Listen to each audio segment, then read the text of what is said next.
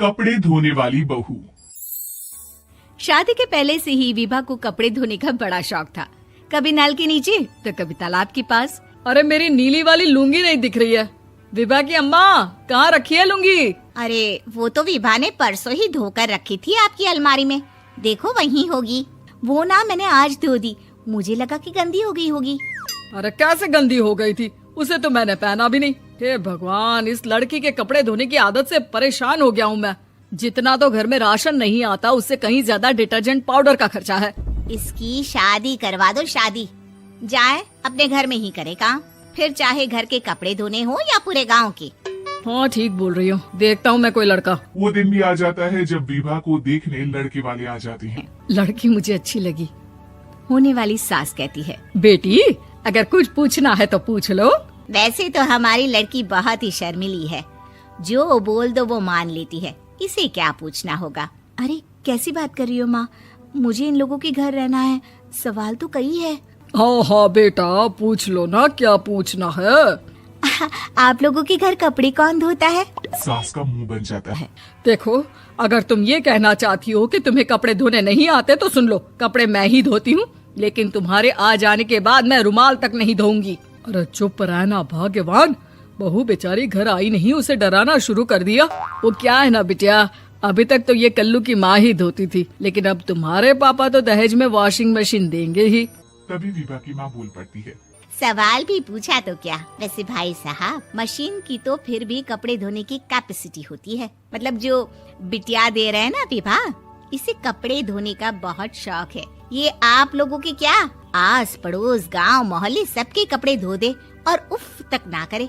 बाहर देखा नहीं आपने कितने कपड़े सूख रहे हैं, सब हमारी बिटिया ने ही तो धोए हैं। बस भी करो ना माँ, शर्म आ रही इतनी तारीफ सुनकर। और तो और एक दाग निकाल कर दिखाओ तो मान जाओ। हाँ अच्छा अच्छा, माफ करना बेटा, मैंने गलत समझा। हमें तो रिश्ता बहुत पसंद है। और ऐसे जुड़ जाता है रिश्ता कपड़े धोने का शौक रखने वाली विभा का। उसकी शादी हो जाती है कोयला फैक्ट्री में काम करने वाले कल्लू के साथ। शादी के बाद अचानक विभा चिल्लाती हुई सास के पास आती है। सासू माँ, अरे सासू माँ कहाँ है आप? ये तो धोखा है, धोखा दिया आप लोगों ने मुझे। इसे ससुर के चक्कर के बारे में पता चल गया। अरे तो उसमें तुझे क्यों धोखा मिला है? अरे नल में पानी नहीं आता, कपड़े कैसे कब धुलेंगे? अच्छा अच्छा, तू पानी नहीं आ रहा उसकी बात कर रही है। तो आपने क्या सोचा? कुछ नहीं। अच्छा हाँ, तेरी माँ ने कहा था कि कपड़े धोने का शौक है तुझे, याद आया मुझे। शौक शौक बोलकर कपड़े धोने वाले मेरे जुनून को कम ना आके सासू माँ, कपड़ा धोना मेरा गुरूर है। तभी पति भी वहाँ आ जाता है। अभी अभी मैंने इसे सनी देओल की फिल्म दिखाई है, उसी के डायलॉग मार रही है माँ। अच्छा सुन, साफ साफ बता रही हूँ, पानी सुबह 4 से 6 और शाम को 10 से 12 आता है, समझी? विभा टाइमिंग सुनकर हैरान हो जाती है। ये क्या भूतों का मोहल्ला है? सुबह 4 बजे उठकर कौन कपड़े धोता है? 4 बजे टंकी में पानी जाता है, फिर सारा दिन धोना ना, किसने मना किया? अरे कैसी बात कर रही हैं? 200 लीटर की टंकी में कितने कपड़े धो लूंगी मैं? सुबह ही उठ जाऊंगी मैं। अब क्या था, विभा सुबह 4 से लेकर रात के 12 बजे तक कपड़े ही धोती रहती। एक रोज सास पड़ोस से निकलकर कहीं जा रही होती है कि साथ वाली कहती है, हाँ कल्लू की माँ, जरा ये बताओ कि 2 साड़ी है, 2 ब्लाउज और एक पेटीकोट और एक नाड़े वाला लंबा कच्छा। हाँ तो?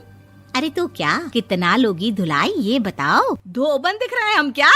हमारे पति सरकारी नौकरी से अभी अभी रिटायर हुए हैं और बेटा सुपरवाइजर है कोयला फैक्ट्री में। धोबन समझ रखा है हमें। हाय रे कल्लू की अम्मा, माफ कर दो, वो तो मोहल्ले में यही सब बता रहे थे कि तुमने बहू को कपड़ा धुलवाने के काम में लगा दिया है। सास को पड़ोसन की बात सुनकर गुस्सा आ जाता है। वो घर पहुंचती है जहां घर के बाहर ही इतने सारे कपड़े सूख रहे होते हैं जितने कि किसी धोबन के घर पर। अरे ओ कल्लू की दुल्हन, बाहर निकल। माँ जी यहीं आ जाओ, बाथरूम में चादर धो रहे हैं हम। अरे अभी हम धोते हैं, तुमको बाहर निकलो। ये आस पड़ोस वाले बोल रहे हैं कि हम बहू से कपड़े धुलवा धुलवा कर उसे कपड़ा धोने वाली बना दिए हैं। अरे छोड़ो ना माँ जी, किन लोगों की बातों में आती हो? आस पास के लोगों का तो काम ही होता है कि वो किसी तरह सास बहू को लड़ा दे। बहू सारे घर के कपड़े धोती है, ये क्या कम है? बोलिए। सास को भी लग जाता है कि वो बहू का ये सनकीपन नहीं छुड़वा सकती, इससे अच्छा है कि खुद ही चुप हो जाए। एक रोज सास और बहू मंदिर जाते हैं, जहाँ सास की साड़ी वहाँ खड़ी भीख मांगने वाली से मिलती है। माँ जी क्या बात है, आपकी साड़ी उस भिखारन से कितनी मिल रही है ना? हाँ हाँ देखो तो, दोनों की साड़ी मिल रही है। क्या बात है कल्लू की अम्मा, तुम खुद को तो अफसर की बीवी बताती हो और ऐसी सिंपल सी प्लेन साड़ी पहनकर घूमती हो। सिंपल और प्लेन नहीं है ये साड़ी। तो क्या सोने के धागे से फूल बने हैं? कुछ भी सासू माँ, कुछ भी। हाँ बने थे इस साड़ी में सोने के धागे से फूल। मेरे पति लेकर आए थे मद्रास से स्पेशली मेरे लिए 10,000 की। ताहे भाई साहब इस भिखारन के लिए भी सेम टू सेम साड़ी लेकर आए होंगे 10,000 की।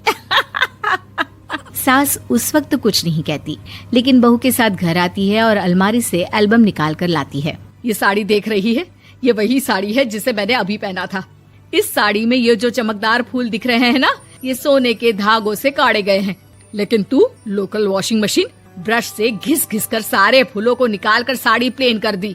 मुझे माफ कर दीजिए सासू माँ। और तो और, जब मैंने तुझे तेरी गलती के लिए कुछ नहीं कहा, लेकिन तूने तो सबके सामने मेरा मजाक ही बना दिया। क्यों? बहू को समझ में आ जाता है कि अब से उसका कपड़े धोना बंद।